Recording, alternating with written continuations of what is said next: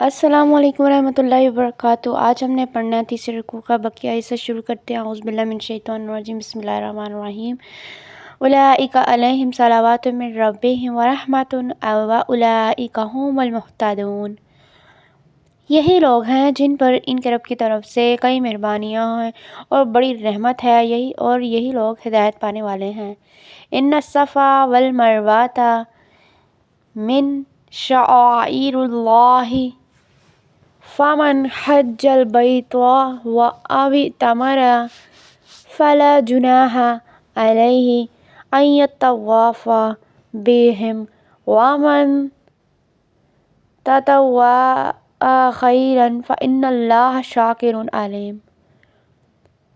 یقیناً صفا اور مروہ اللہ تعالیٰ کی نشانیوں میں سے ہے، تو جو کوئی بیت اللہ کا حج یا عمرہ کرے تو اس پر کوئی حرج نہیں کہ وہ ان دونوں کا طواف کرے، اور جو کوئی خوشی سے نیکی کرے تو یقیناً اللہ تعالیٰ قدردان ہے اور سب کچھ جاننے والا ہے۔ ان الذین یکتمون ما انزلنا من البینات والہدی من بعد ما بیناہ للناس فی الکتاب اولئک یلعنہم اللہ ویلعنہم اللاعنون۔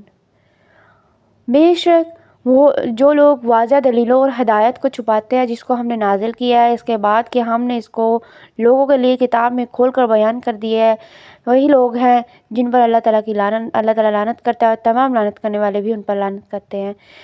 الا الذین تابوا واصلحوا وبینوا فاولئک اتوب علیہم وانا التواب الرحیم۔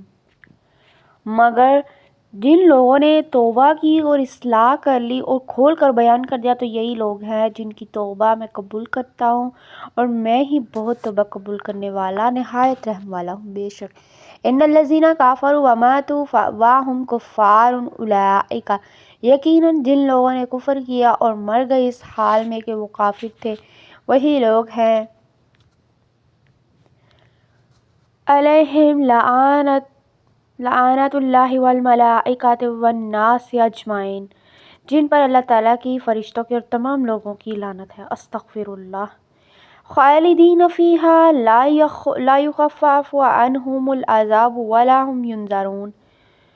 اس میں ہمیشہ رہنے والے ہیں، نہ ان سے عذاب ہلکا کیا جائے گا اور نہ وہ مہلت دیے جائیں گے۔ وَإِلَٰهُكُمْ إِلَٰهٌ وَاحِدٌ لَا إِلَٰهَ إِلَّا هُوَ الرَّحْمَٰنُ الرَّحِيمُ۔ اور تمہارا معبود ایک ہی معبود ہے، اس کے سوا کوئی معبود نہیں، وسیع رحمت والا نہایت رحم کرنے والا ہے۔ بے شک جزاک اللہ خیر۔ آج کا ہمارا یہ رکوع کمپلیٹ ہوا ہے۔ چینل کو سبسکرائب کریں۔ جزاک اللہ خیر۔